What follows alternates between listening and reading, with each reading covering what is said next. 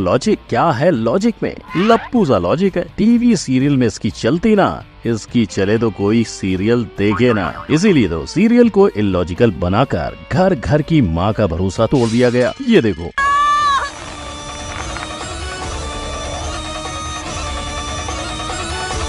Mohini the चुड़ैल ने चांद पे रस्सी लपेट कर खींची और सीढ़ी चढ़ के देव पहुंच गया चांद पे। और देव की पारो ने कर ली स्कूटर से चांद पर जाने की तैयारी। अब क्या पारो देव को धरती पे ला पाएगी? जानने के लिए अगला एपिसोड नहीं, पर जानने से पहले अगला इलॉजिकल सीन जरूर देखिए, क्योंकि टीवी वर्स की टेक्नोलॉजी सिर्फ धरती से आसमान तक नहीं, बिना डॉक्टर और बिना किसी मेडिकल इक्विपमेंट के बच्चा ट्रांसफर करने तक पहुँच चुकी है। और तो टीवी वर्स में लोग इतने एडवांस हो चुके हैं कि वो हाथों से आंखें बाहर निकाल लेते हैं ताकि उनकी सफाई कर सकें।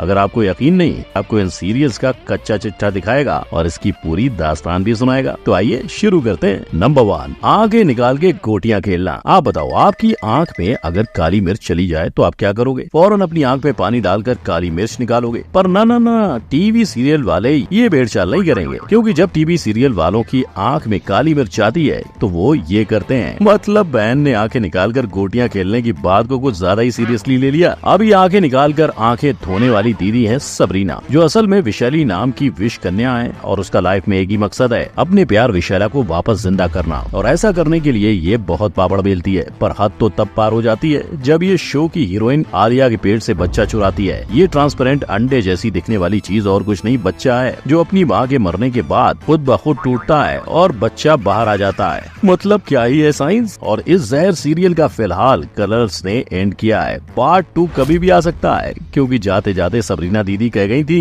कि तैयार हो जा आदित्य, इस लड़ाई का दूसरा चैप्टर अब शुरू होने वाला है। Number 2, impact player. जीत के लिए 7 रन की आवश्यकता। क्रीज पे है अहम जी, एक बार 2 और एक बार 1 भागने के बाद क्रीज पे आती है गोपी बहू। 3 बॉल डॉट करने के बाद 1 बॉल में चाहिए 4 रन। और वहीं गोपी को मोटा भाभी की एक बात याद आती है। ये सब क्या मैच खेल?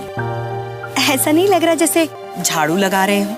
तो फिर वही आखिरी बॉल पे गोपी ऐसा बल्ला घुमाती है कि खुद कमेंटेटर बोलता है बहुत कमजोर शॉट और बॉल सीधा फील्डर की तरफ, कि ये एक कमजोर शॉट है और बॉल सीधा फील्डर की तरफ जा रही है। मगर फिर भी जब बाउंड्री चली जाती है तो इसे देखकर सिर्फ पाकिस्तानी फील्डर्स की याद आती है। लॉकडाउन में इन्हीं से इंस्पायर होकर कटरीना ने भी जादू शॉट सीखा था। नंबर 3, जादू पहले साइंस बाद में। साल 2050, लोग अब चांद पर भी रहते हैं और मार्स पर भी, पर एक चीज नहीं कर पा रहे हैं, बच्चा एक पेट से दूसरे के पेट में ट्रांसफर करना। तो भाई लोग, ये जादू है जिन का, यानी यहाँ सब चलता है, लेकिन ये सीरियल ही कुछ ऐसा है जैसे हर एक फैमिली मेंबर का हवा में उड़ना, गाड़ियों को रोहित शेट्टी की तरह फोड़ना और घर में ही कुआं खुद जाना।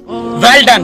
तो ऐसी बच्चा ट्रांसफर जैसी भयानक टेक्नोलॉजी का इस्तेमाल होना बड़ी आम बात है। सारे मिलके हमको पागल बना रहे के बच्चे। पर जब लोगों के सामने इस साइंस को स्ट्रीम किया गया तो लोगों ने इसे भर के ट्रोल करना शुरू कर दिया। लेकिन अगर नहीं तो 2020 में बंद होने वाले इस शो की वजह उसका मजाक बनना नहीं था। इनफैक्ट इस शो की डिमांड इतनी बढ़ चुकी थी कि शो के मेकर्स इसे और चलाना चाहते थे, लेकिन कोविड-19 की महामारी के कहर ने इस सीरियल की महामारी को ही हटवा दिया। नंबर 4, स्कूटर से चांद तक। चंद्रयान 2 के बाद चंद्रयान 3 को चांद के सफर में भेजने के लिए इसरो को 4 साल और 615 करोड़ रुपए लग गए। लेकिन मिली इच्छाधारी नागिन से इन्होंने फ्री में रॉकेट की सवारी तो करी ही, लेकिन ये पहली नागिन है जिनके रिज्यूमे में अब स्पेस ट्रैवलर भी ऐड हो सकता है। क्या टैलेंट है। और ये देखकर इसरो वाले फिर भी एक बार के लिए शांत हो जाएं, लेकिन इसका क्या।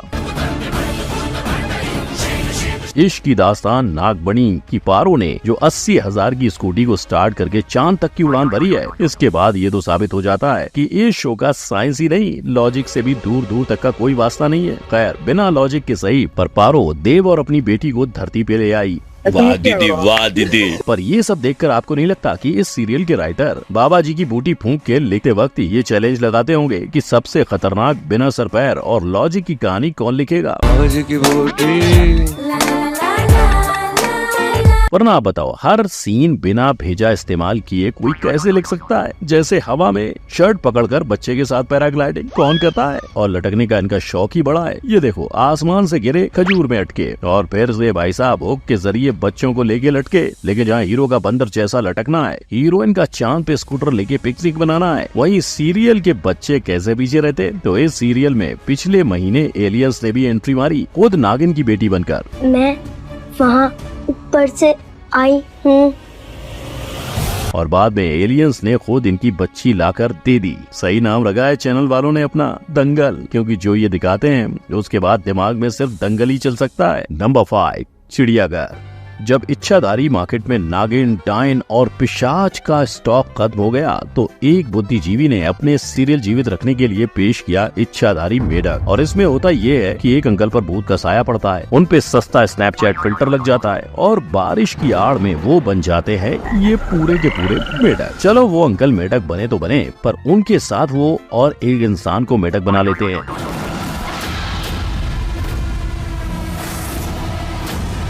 जहां उसे अपनी साथी इच्छाधारी मेढकी मिल जाती है। तो भाई लोग, इस महान कहानी के पीछे हाथ है लाल इश्क सीरियल का, जहां उन्होंने बड़े शान से अपने एपिसोड को रोमांटिक हॉरर कहा था। पर ये सीरियल किसी कॉमेडी से कम नहीं है। इनफैक्ट ऐसा ही सीन दिव्य दृष्टि के एक एपिसोड में भी दिखाया गया था, जहाँ टेलीविजन के चिड़ियाघर में इच्छाधारी बंदर की भी एंट्री हो जाती है। क्या बोलते कंपनी?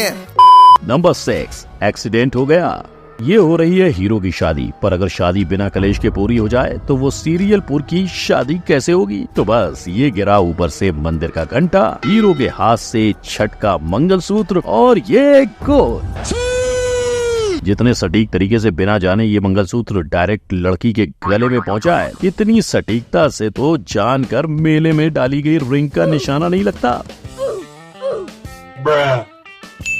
अच्छा हुआ न्यूटन अपने लॉ देके भगवान को प्यारे हो लिए। ये सीरियल देख लेते तो अपने लॉज वापस ले लेते। तो ग्रेविटी कहाँ गई इसमें? ग्रेविटी गई, ऐसी कोई चीज ही नहीं होती है।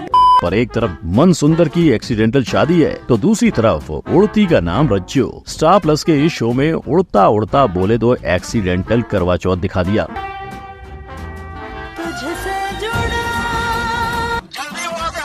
जब तक ये सारे एक्सीडेंट सीरियलपुर के वासियों के साथ हो रहे हैं तब तक ठीक है। इमेजिन अगर ये रील से रियल लाइफ में होने लगे तो क्या होगा? नंबर 7, ऊन भरी मांग। एक चुटकी सिंदूर की कीमत तुम क्या जानो रमेश बाबू?